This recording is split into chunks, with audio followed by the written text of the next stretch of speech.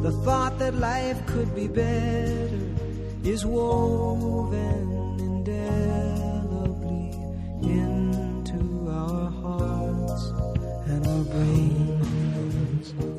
Well, hello, and welcome to another edition of our weekly personal empowerment podcast, Finding Yourself in Paradise. I'm Michael Benner. And I'm Steve Snyder, and this week we're going to talk about the myth of attention deficit as a disorder. One of the many things that we like to rail against the current school system about, we're going to talk about how we need to replace our system of schooling with a better system of education. But primarily today we're going to talk about the nature of attention and why school has such a prejudice against people who have a short attention span. Education, at least in the West, certainly in the United States, has been assembly line education for more than a century. Ever since people moved from the one-room schoolhouse where there were a lot of different ages in a single classroom to more urban areas and the kinds of schools that we had that were training people to work in an assembly line fashion in the factory. Yeah, I mean, think about it. All the kids are the same age, in the same room, doing the same things at the same way at the same time. So they'll all graduate at the same age with the same database, using the same tools, working at the same speed. That's the goal. And think about it. This is really, think about it. The whole purpose of the school thing is to get A's, right? The winners are the ones that do the best on the tests and get the A's. And the ones that get the A's who prove they're best at doing this school thing, what are they being trained to be? Well, they're being trained to be college professors. That's what they're being trained to be college professors, because that's like, what's the best thing you could be? If you're great at school, you get to teach school, and then you get to teach the best school in the big. So we're training kids originally to be factory workers, but now we don't have any factory jobs for them anymore. So what we're trying to get them to do is to be so good at one thing, or so good at this academic kind of learning that they could go actually be a teacher, get A's and prove that they can go. The point is, we're taking all the kids and trying to make them the same, and it's real clear to me that the universe made us all different, with unique gifts, talents, and abilities, and the idea of taking all the kids of the same age and making them do the same thing in the same way at the same time worked fine for the assembly line, but today we have to shift. We just have to shift. What we need to do is understand that one size does not fit all, and we need to teach kids how to learn. Much, much more important subject than memorizing stuff or what to learn. Buckminster Fuller used to tell a story, and I saw him live on 3 different occasions, I think, in my life. Each was a blessed event. Wow. He's an amazing man.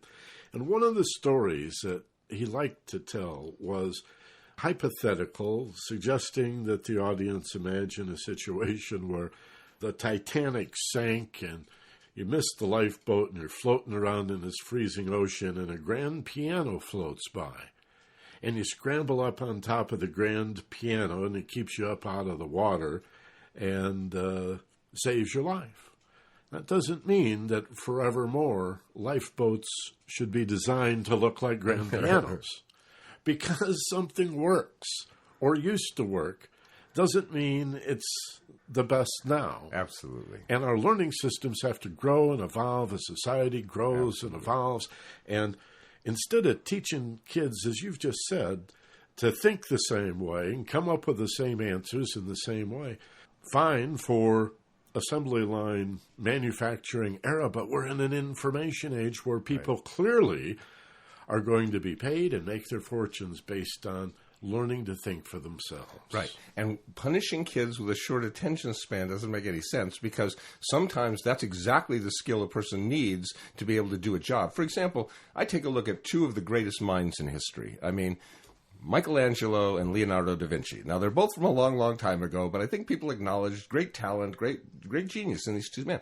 Clearly, as I look at and read the biographies of and understand these men, Leonardo da Vinci had a very, very short attention span. He was a writer, a sculptor, an inventor, an artist, a painter. I mean, you name it, this man did, because he didn't stay with anything too long. He just was really fascinated by astronomy, everything you can think of. Could you imagine Michelangelo, like, on his back, painting that one thing for year after year after year after year? I hope he had a good chiropractor. That's what I hope for him. But I'll tell you, clearly one guy had an incredibly long attention span, one an incredibly short. Here's what people need to understand. Here's what the school system needs to understand. Here's what people need to understand. There's no advantage of a long attention span over a short one, because regardless of the duration of your attention span, you have an amazingly rapid recovery rate. Pay attention to something for 5 minutes, 10 minutes, 20 minutes. It doesn't matter. 5 minutes compared to 20 minutes. That's 1/4 of the length. But pay attention for 5 minutes, take 10 seconds off, and you can do 5 more. Or if you do 20, you need to take 10 seconds off before you can do 20 more. So what's the big advantage? In an hour, 2 kids that are studying, one with a 5-minute attention span, which is like half normal, one with a 20-minute attention span is almost twice normal. So the 20-minute attention span, they study for 20 minutes, they take 10 seconds off, study for 20 minutes, take 10 seconds off, study for 20 minutes. The other kid goes 5 minutes, 10 seconds off, 5 minutes. It takes him less than a minute longer in an hour to do the same exact amount of studying. Where's the big advantage here? What we need to understand is teachers can't say, okay, I want you to sit still and listen to me talk about one thing for the next hour, because a lot of kids can't do that. But if they talk for 5 or 10 minutes and then tell a joke or go off and show them something else and then come back and do 5 or 10 more, I mean, we know how to do this. We have studied this for decades. There's an organization called Quantum Learning Network that I've been working with for 25 years that has studied how to do this. They do it in schools all over the world. We know how to teach kids how to learn the way they learn. We know how to do this one-size-fits-all thing doesn't work, and how to design a individualized program for the way a kid learns and the multiple learning abilities they have. Come on, it's time. It's the 21st century. It's time to let go of this 19th century school system. We're getting crushed in the world. Our best students are mediocre on a global scale. No. We are mediocre on a global scale. Our best students are the best in the world. The people that score the very top. I guess right. Our top students are always been the best in the world and always will be, in spite of the school system. But what we do have now is, the older our children get, the worse they do against the rest of the world. As we measure how we do against kids in arithmetic, little kids in the world, we're pretty good. But when it gets to like algebra, we suck. Yeah. That the higher the education gets until we hit university, and then of course we're the best in the world again, because everybody from all over the world sends their kids to American universities. It's just the whole idea of homogenizing all the kids of the same age in the same room. It's one teacher trying to take care of 40 kids, and it's having a system that is, there's no room for a kid to have a short attention span, because if they only have a 5 or 10 minute attention span and they're supposed to sit there for 50, what do they do when they space out other than get in trouble?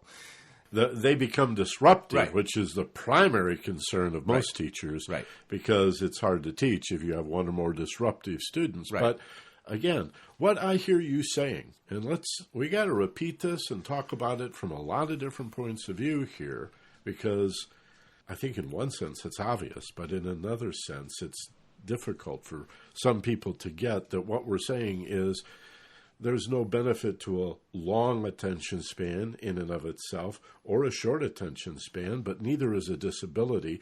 It's just a tendency, a natural way of being, of approaching new information that we can teach the student to work with. Right.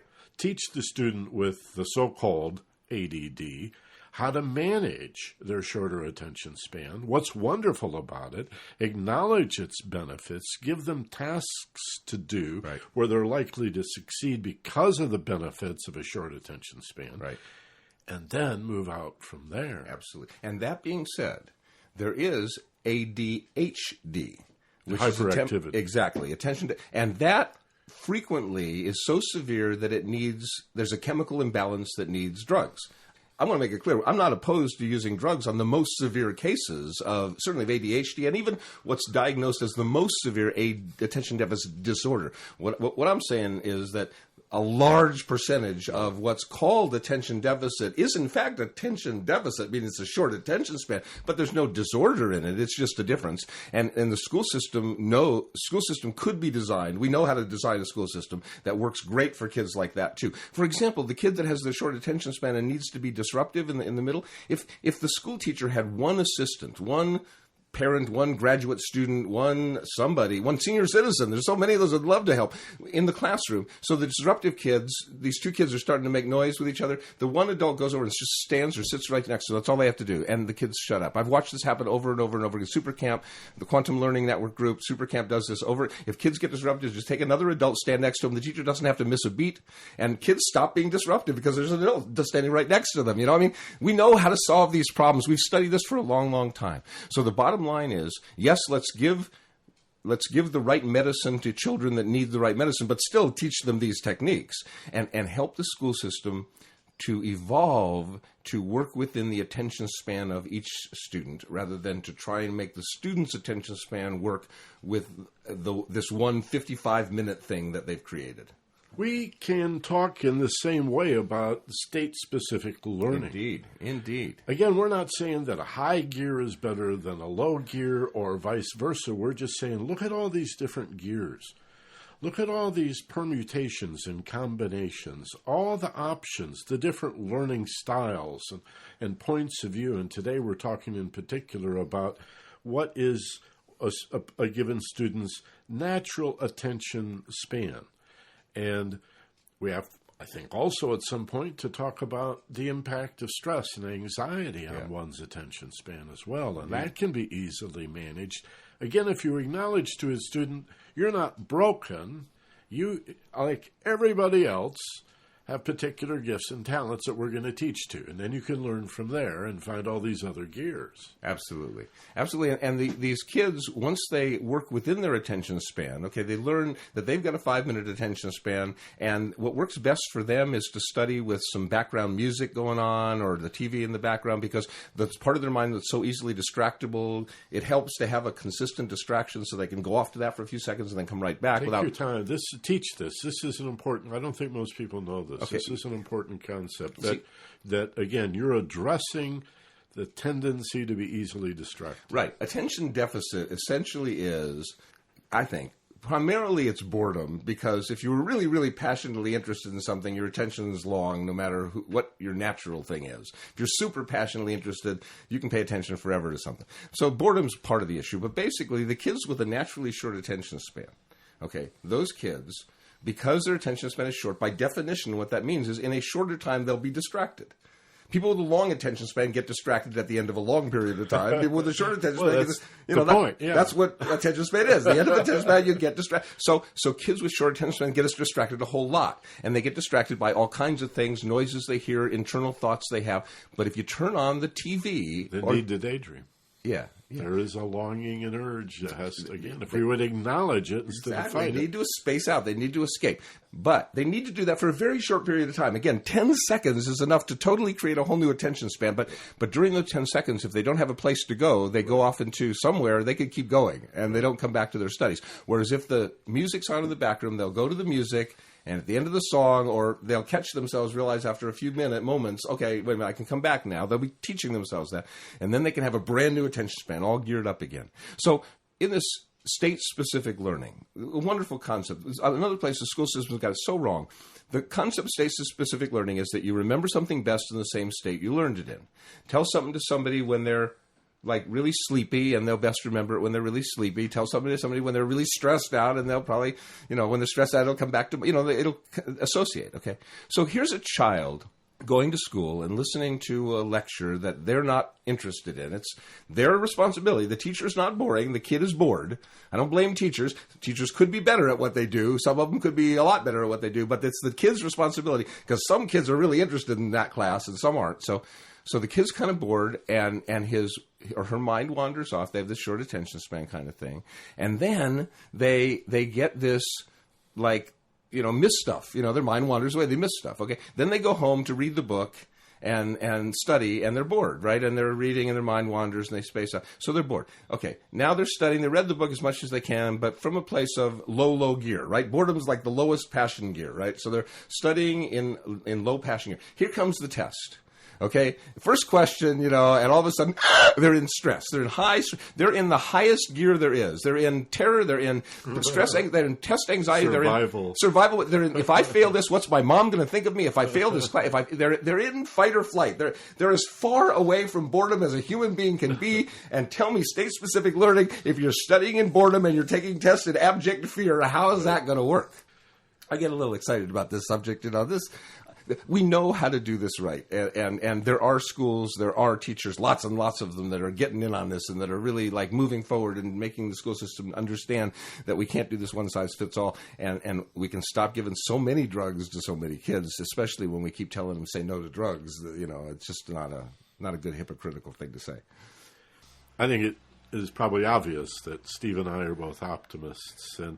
And when I think about the great problems that we face, the global warming, the globalization of the economy, the cultural tipping point between a really fear-based point of view with a lot of militarism and nationalism versus a more harmonious view of a world that gets along this. We're at such a crossroads. And to find the solutions, we need to honor the natural hope that children bring to the learning environment. They really are passionate, and at some point, they get turned off. And if we look at the natural desire, the longing, the curiosity that you see even in little babies, a baby comes across a piece of red ribbon and it puts it in its mouth to taste what is red, what is this thing, and watching kids go through a why, mommy, why, and why, daddy, why. Have you ever heard anybody say, my baby's bored all the time? Babies don't get bored all the time. They sleep or they're fascinated, Right. So instead of looking at education as something we have to do for children, our point of view has to include an understanding that it's what we have to stop doing, which is destroying that longing to dream. Indeed. And the way we do that is very simple, okay? A kid has got gifts in sports, for example, like really talented baseball player. Math eludes him, okay? He's just not good at math. So he's excelling on the baseball team. He's the best player on the team, and he's getting a C- in math, maybe now verging on a D in math. Okay. And he's staying after school with his sports, and he's playing extra baseball, and he's not doing his math homework in his parents' mind, and he's now down to a D+ in math. And so the parents, think, man, math is more important than baseball, in life. I mean, in grades, what the colleges are looking for, math is more important than baseball. We got to take him out of baseball so that we can take that time he was spending getting baseball practice, giving him math tutors and math practice. And parents are loving, and parents are thinking they're doing exactly the right thing, and they're doing exactly the wrong thing.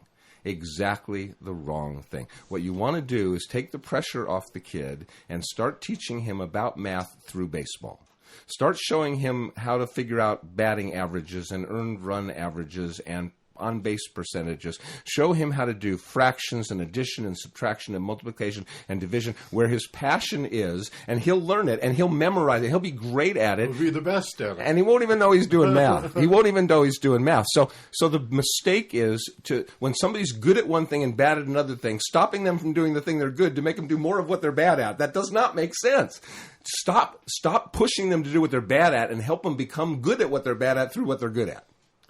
There's an important philosophy here, the difference that you and I have talked about for years between school, which is to contain, and education, which is to evoke. Exactly. I mean, school formation means to like hold in place, and education from educare means to draw forth, to bring out of. I mean, they're opposites. At the end of a schooling process, kids are as much alike as possible. And at the end of an educational process, they're all finding their own unique talents, or as much as diverse as possible. Well, that's an important philosophy. I remember studying years ago in school tabula rasa, the idea that you're born a blank slate and everything's got to be impressed upon it.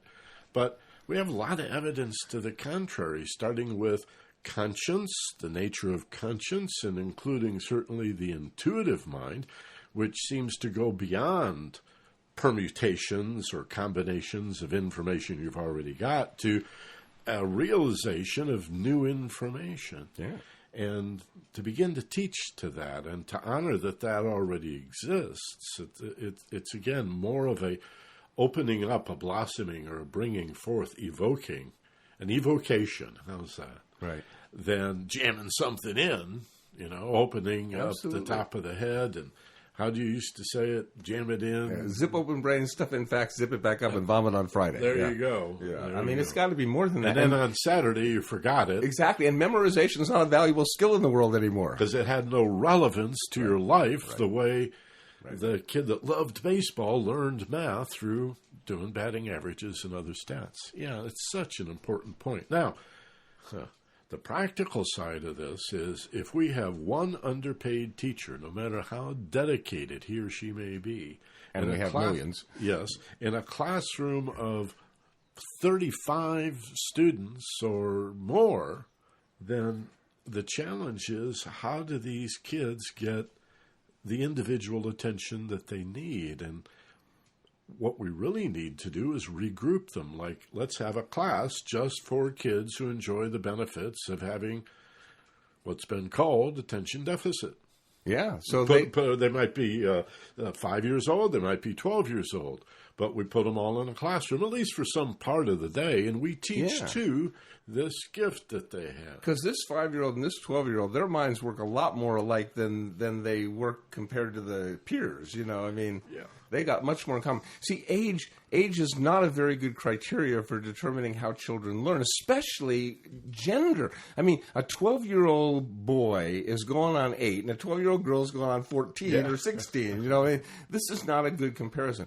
And the idea of putting kids together by how old they are, first of all, we develop differently, but second of all, in the real world, in your neighborhood, did you just want to hang out with kids exactly your age, or didn't you like having kids younger than you come around and look up to you, and didn't you like having the older kids invite you in to play with it? It doesn't make sense to limit us to spend all day long with only kids our age, and we don't have anything in common with them other than their parents and our parents made love at the same time. This is not a real good criteria for putting kids together.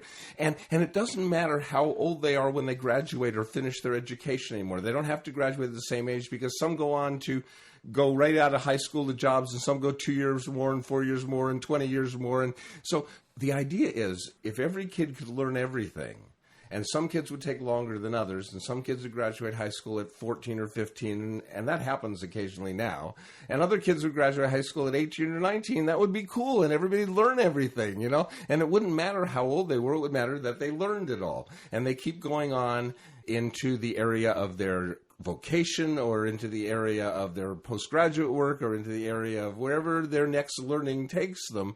But it's not about all of us have to learn the same data and memorize the same data. And, I actually had an argument with President Bush when he was governor of Texas. He and I sat down and had a long conversation about standardized testing. And I loved his passion about education. When he was governor of Texas, that was top on his priority list. But he just believed in the same test for all kids, and that's how you tell who's successful and who's not. And it just is not true. Here in Hawaii, the kids do significantly poorly on those standardized tests because they weren't raised in Memphis or New York City or Los Angeles. They have a different culture here, and a lot of those questions are culturally biased. That's why IQ tests often don't work.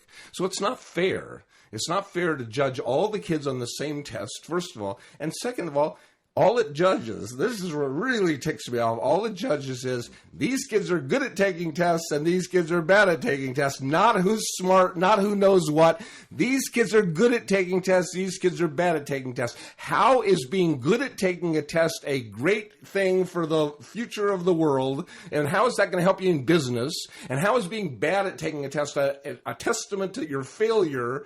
I don't get it. I just don't get why there's so much emphasis on this. And the governor he wouldn't believe me about that one, and I honor his opinion. I just continually disagree. The way to train children is not to give them standardized tests where the way is to teach them at their own pace and let them prove that they've learned it in their own way. Because isn't the point that they learned it? Isn't the point that they learn how to learn and that they learn the stuff that's important for them to know? To acknowledge that they are individuals. Yeah. I saw a greeting card once. I thought it was rather funny. It said, congratulations, you are unique, just like everybody else. Yeah, I love that. Because it's true. It is. I mean, it's a paradox, and it's a wonderful, true paradox. But the emphasis, instead of needing to always be on just like everybody else, ought to be on, hello, who are you? Yeah. And are you in touch with, do you possess the skills to be interested and pursue discovery of your uniqueness, whoever you are? Oh, you're a person that learns visually? Oh, no, you're a person who's more auditory or kinesthetic. Yes. Or your passions and gifts are in the area of music. Or, no, not very good at music, but really good at math here. Or some who are very good at both and even see music from a mathematical point of view. Let's celebrate this individuality, and ideally we should have no more than 6 or 8 students per teacher. Or per adult, at least. Yeah, per adult. I mean, they don't all have to be qualified teachers. No. A teacher can handle more than 6 kids. The community volunteer idea. But they need help. And I think my fantasy has always been that parents spend at least one day a month in the classroom helping out and getting a chance to see what's going on. That college students who are going to become teachers are, as part of the curriculum, they're put into the classrooms, as sometimes it happens now. Yeah. But they're put in to assist the teacher, to learn to be an assistant. And then also, this is the pitiful part for me, that we don't make use of the greatest natural resource we have, our senior citizens.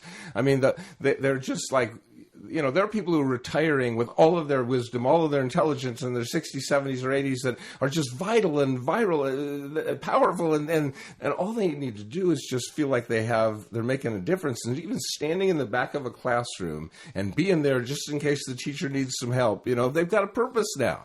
So that's one thing we can do. And the other thing that we can do is to teach how to learn. That is, you and I over the years have developed, and Quantum Learning Network is teaching all these things, techniques for how to pay attention, how to pay attention, focused passion, that's the name of our website. Concentration, how to do that. We've been working on this for 30 years.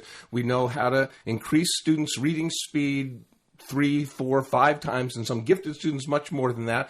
We've seen it. You did it. I taught you how to do it. You've taught hundreds. I've taught thousands how to do it. Quantum Learning's taught tens of thousands how to do it. And the teachers they've taught have taught hundreds of, I mean, this is doable. Everybody can read 3 or 4 times faster. Some people can read a lot more than that. We can teach them how to study. From the moment you pick up a book, this is what you do. Step 1, 2, 3, 4, 5, 6 is exactly how to study. We can teach them how to get interested in anything they're not interested in. We can teach them how to prepare for tests and how to be great on tests. We know how to do this stuff. We've known how to do this stuff for a while. What we need to do is we need to move into the school system with, let's take a little bit of the emphasis off of memorizing. We don't want to change it all overnight, but let's stop taking so much memorizing. So you really understand most things. You don't need to memorize them. You understand them. You've not only memorized, you can recall the context and the reasons and the motives, and that's a much higher level of learning. It is. Because you can memorize without having the slightest idea what something means, like a parrot does. Even if you score well on the test, you're just a parrot. Right. And we don't need parrots in the 21st century. We need, as we said, women and men who can think for themselves. And I think one way of describing the key philosophy behind our mission in education is to respect every student as talented, as gifted in some way, and to discover that, to find really effective inventories that will allow students to discover this early on and then teach to it, especially given this idea of a school plant could have 20 one-room schoolhouses in it, where kids, as you say, are of all different ages. But over here is a class for early elementary in learning by phonetics. Sure. And all the kids that are inclined to learn in an auditory way are in the phonetics class. But next to them is another class of kids, and they might be 5 years old or maybe 3 years old or 7 years old. Whenever they're ready. They're learning, but they're learning in a more visual way. Flashcards. Yeah. And the other kids are digging in the sand and taking blocks and building words together. This can be done now. This could be done right now. Right now, we have the means to teach virtually every child to be a really good reader from the outset if we teach 3 different ways instead of trying to teach them all just one way. Yeah, at least 3 ways, and then some. And then some. And here are the 2 biggest problems, I think, with the way the school system deals with this stuff. And I hear this over and over again from people who were scarred for life.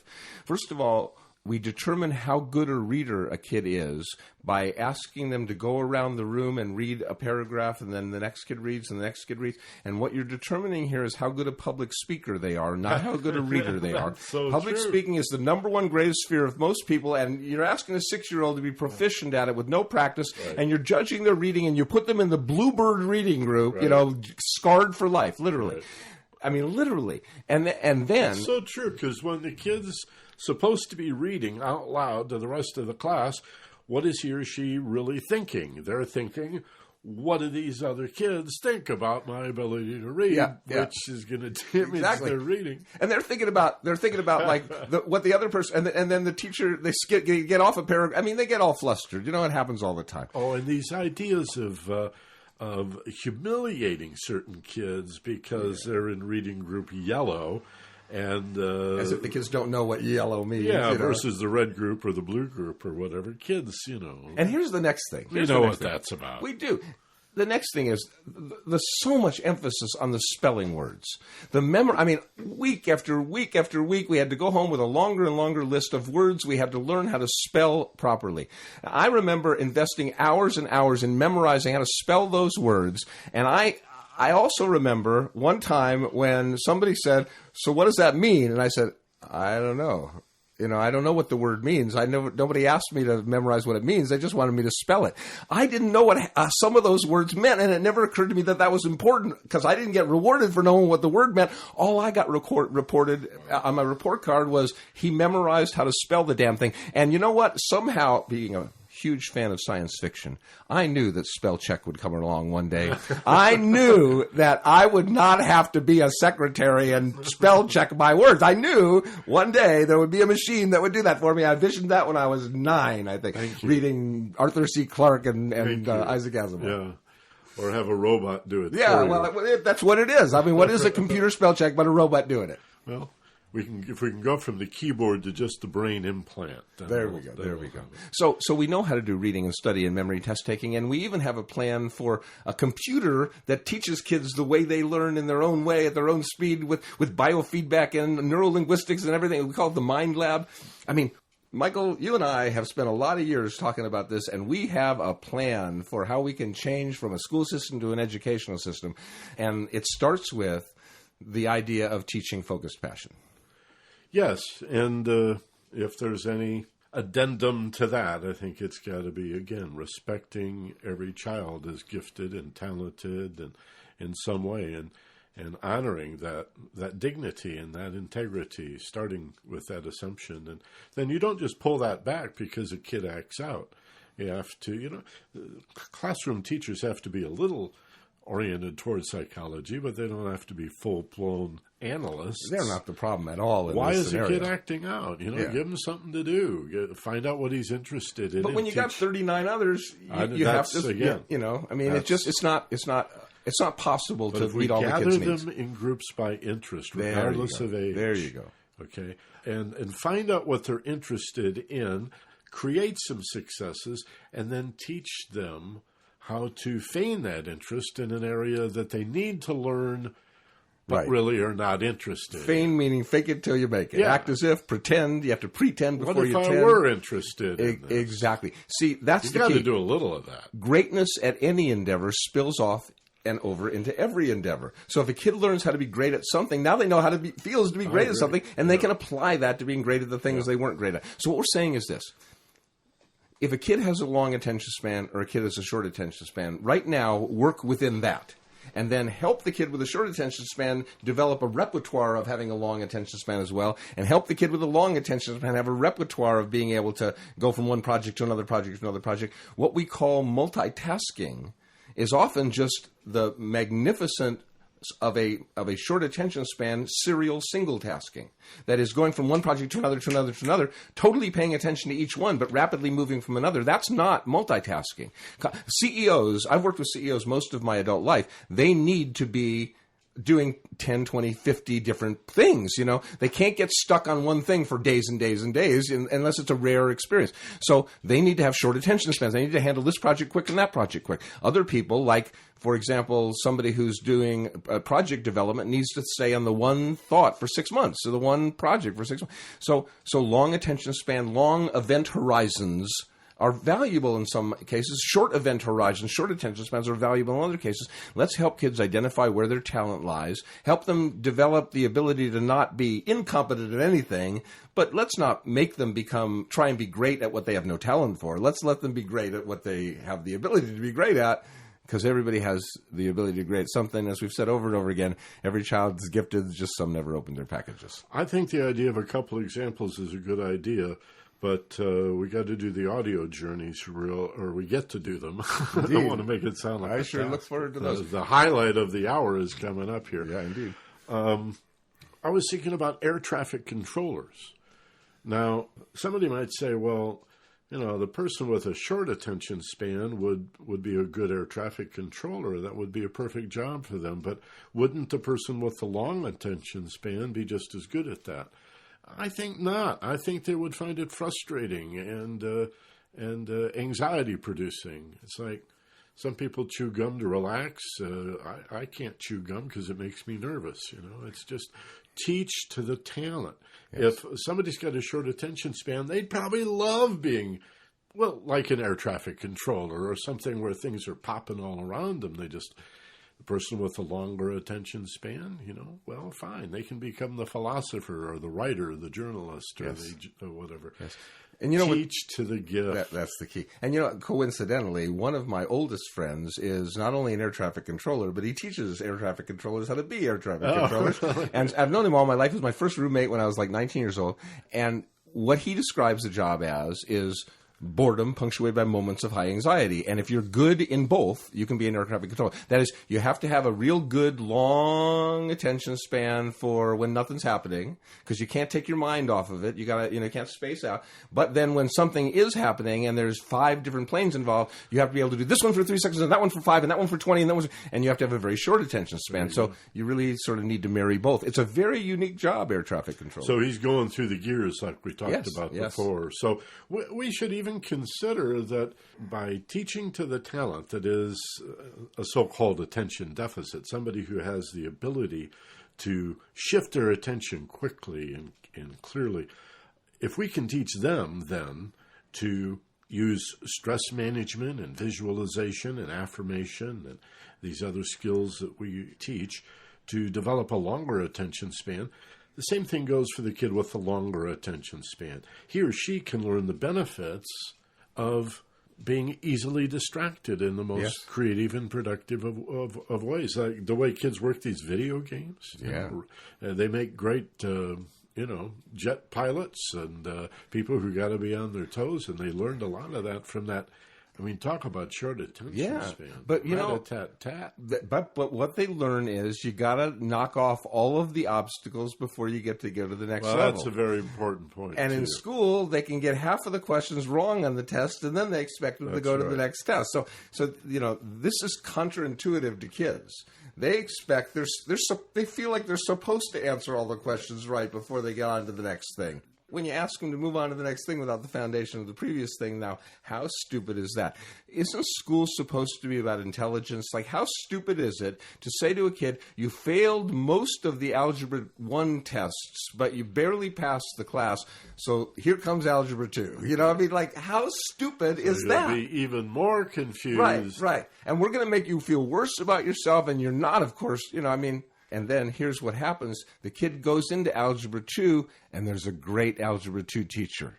And all of a sudden, his life turns around, and he becomes an Algebra whiz and an Algebra master.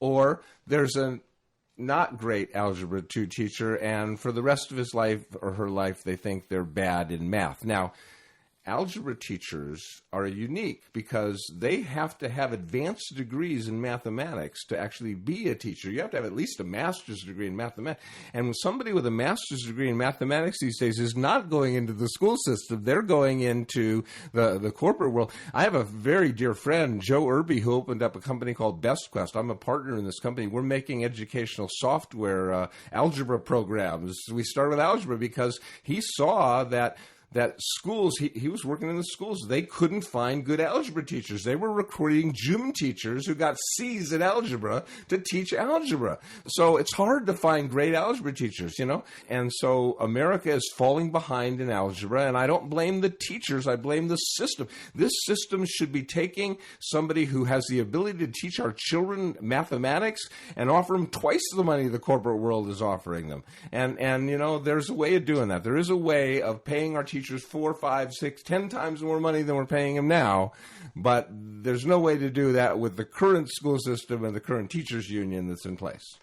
And again, by emphasizing early on in the school systems the importance of how to learn skills, then the student becomes, in many ways, their own teacher and their own motivator, you know, to teach a student to motivate themselves, how to get interested, to explore why they might be interested, why they should be interested in this topic. And as we said before, even to find a benefit in pretending that you're interested, if it's some basic class that you've just got to pass, maybe something.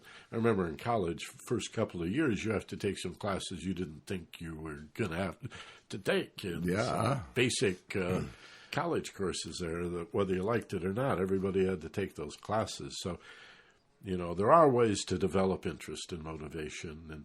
And I think that's, you know, you put your finger on it, that if the school teacher is not responsible for the kids being interested or bored, okay, because some are and some aren't. Interest and boredom is a personal thing. The kids are interested, the kids are bored, the teacher's not interesting or boring, but we do know ways to be more passionate as a teacher to get more kids to be interested, and we also know how to teach different ways so that kids who have trouble being interested the one way we teach will learn to be interested in other ways. But it's all about learning how to be interested, and interest is nothing more than a state that we call focused passion, and the place you find that is the same place you find yourself, and that's in paradise. So close your eyes, providing this is an appropriate time and a place where you can get comfortable. Settle in, begin to relax. And as your physical body releases the tension, and because you feel safe, your emotions release any residual anxiety. And because you know you're safe, your mind releases all its confusion, and you find yourself in paradise. Create and sense the feeling of letting go throughout your body, so that you feel like you're floating on a cloud. Or maybe floating on your back in water, if that's something you know how to do, and feel supported by the water, and notice the more you relax, the safer you are. Feeling so supported and so safe and so relaxed. And imagine a world not too long from today, as if it were here right now, where there's a fundamental way the school system has changed, and it's much more effective somehow. I'd like you to imagine that children look forward to learning every morning of their life, and that the experience of proving to each other and the teachers what they learned brings up confidence rather than strife. I'd like you to imagine that they sit in a mind lab, a computer, and it allows them to feel the interest in whatever they're in the mood for right now, that they can get in touch with what's real, and they can choose to learn science or history or math or whatever they feel like, whatever strikes their fancy right now. They have the power. They have the power to choose what to learn right now. And then part of the day is with all the other kids and a bunch of grown-ups too, and they talk about their mind labs, and like the old one-room schoolhouse used to do, they tutor each other and they make it all fun, and they make learning an adventure, and, you know, the old kids get the ones that are young, and they help them, and they make it happen, and they make it come true. And then a part of the day gets to be doing what they love to do, you know, their music, their art, their passion comes true. They get to be with others that love the same things they do. And then part of the day is where they get to play and to be with each other in games, and they get to talk about sportsmanship and teamwork, and they get to, who cares who wins. And it's a real wonderful vision where kids get to become who they really are. They get to blossom, and they get to grow. They get to learn. They get to know, and they get to feel like every morning when they wake, they're yearning for more learning.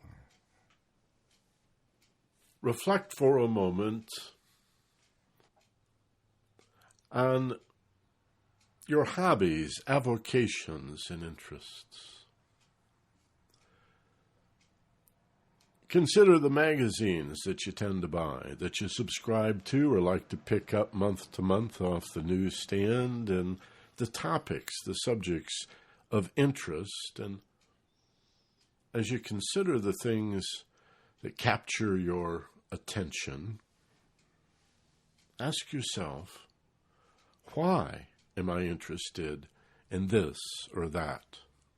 Why am I interested in boats or cars or gardening, flowers, wine, stamps and coins, baseball, college sports? Why? Just take a moment. Don't make a work out of it. Don't make it an effort. Just ask yourself and stand open and receptive to, why do I care about this or that? Why do I care? What's the secret to my interest? What causes me to be interested? Why do I care? That's an important question. And once we know that, then we can know how to care about what we don't care about and get interested in what we weren't interested in before. And that's one of the secrets to being a great learner, the ability to create interest. So understand this. Interest comes from the past and the future. You're interested because something happened once or more than once to lead you to believe this is going to be good, feel good. And you're interested because you imagine that by doing this, something that feels good is going to happen. So you can get interested in anything. By imagining, by learning this, something wonderful will occur. Imagine by learning this, something truly wonderful will occur. It can be a probable outcome. It could be a highly improbable outcome. The mind doesn't much like impossible outcomes, but it's really okay with highly improbable ones. But imagine, for example, when I had to learn chemistry, I imagined that this wonderful, beautiful young lady was real interested in chemistry and wanted to learn it with me. And so I imagined learning chemistry with this chemistry mate, and it was wonderful. It was much more fun for me that way. So find a way. By learning this, this will happen. By learning this, you'll be able to do that. By learning this, you'll become this. And get interested by seeing the value of learning this now in your future. You can create interest in anything. And if you have to learn it, then it's way, way to your advantage to do so, because attempting to learn something you're not interested in decreases your intelligence, lowers your self-esteem, and actually impairs your immune system's ability to heal. Yeah, it really does. And finally, give yourself permission. This may not apply to you, but if it does, consider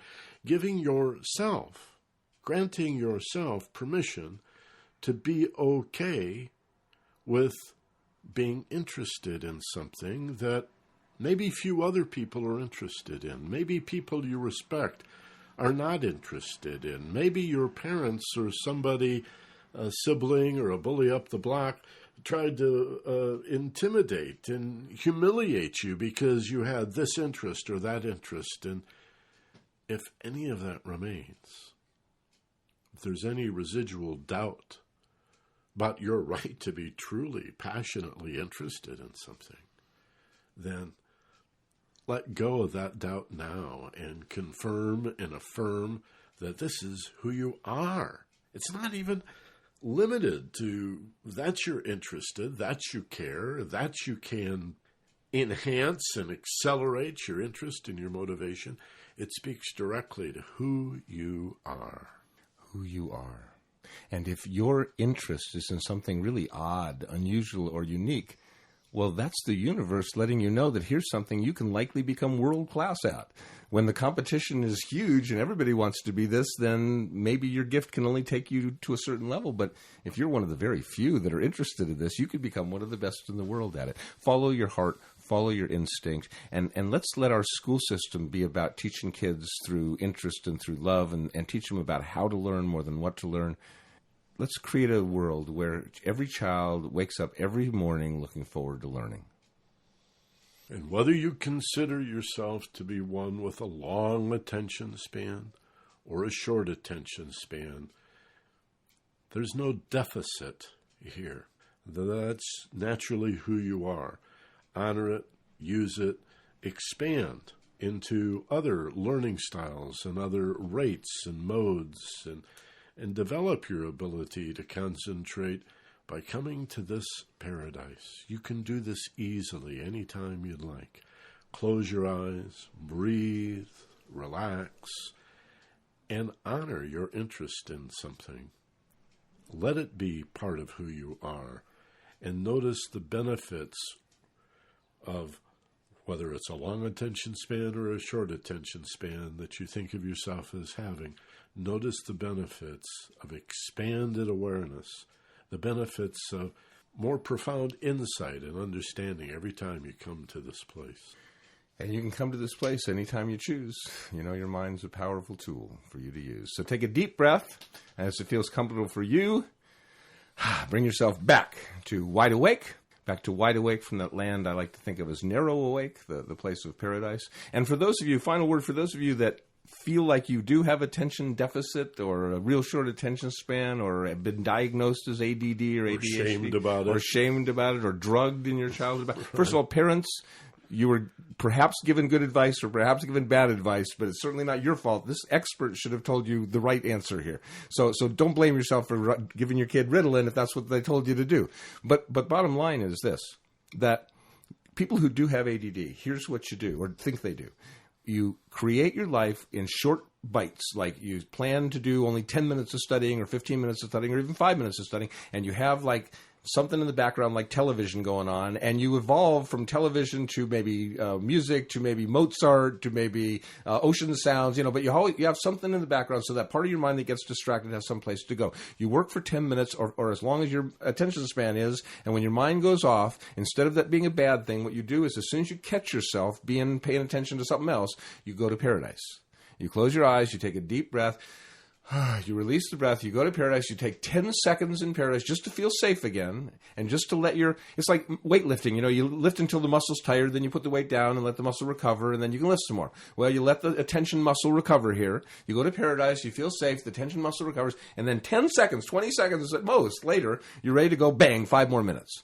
So you can learn the same amount, the same as well or better than anybody else can. Just don't try and learn 20 or 30 minutes at a time. Try and learn 5 minutes at a time. Take 10 or 15 or 20 seconds off and learn 5 more minutes. That's the secret. That's it. And we teach that in your accelerated reading program. We do. The idea that you read whatever is your natural attention span, 5 minutes, 10 minutes, 15, maybe even 20 minutes. But feel it and honor whatever that is. Maybe it's only 5 minutes. Then stick your finger in the book, close your eyes, and take 30 seconds just to debrief and relax. Let your eyes rest. Think about anything other than the book. Right. Ideally, don't think at all. Just rest and relax and go to your little paradise.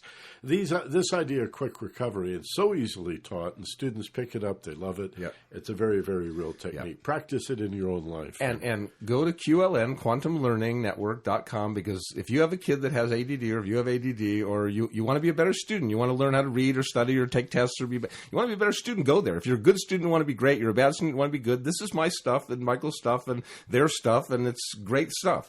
So QLN.com, and of course, go to FocusPassion.com, because we've got some really exciting stuff coming up. We're changing the whole face of the website, so keep posted. Talk about quantum. We're going to have a quantum expansion in just a couple of weeks. You'll continue to get these premium podcasts delivered right into your podcatcher every week. And more. Tell your friends about it. Take them to focusedpassion.com. Remember the ED, focusedpassion.com. As always, be gentle, love life, and take care of each other. For Steve Snyder, this is Michael Benner. The thought that life could be better is woven indelibly into our hearts and our brains.